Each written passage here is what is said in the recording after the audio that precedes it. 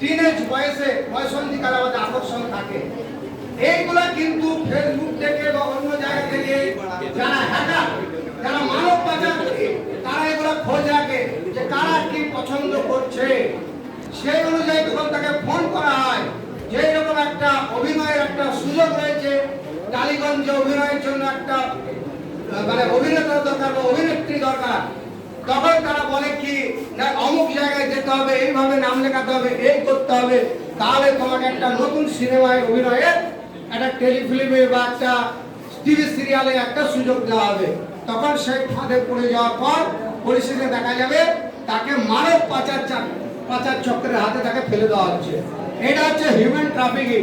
এর সঙ্গে কিন্তু এই সাইবার অপরাধের একটা যোগ রয়েছে। ফলে এইরকম প্রলোভনে কেউ পড়বে না। তোমরা মনে রাখবে, অভিনয়ে তুমি যদি সফল হতে চাও, যদি তুমি কোনো পেশায় সফল হতে চাও, যদি ডাক্তার হতে চাও, ইঞ্জিনিয়ার হতে চাও, নার্স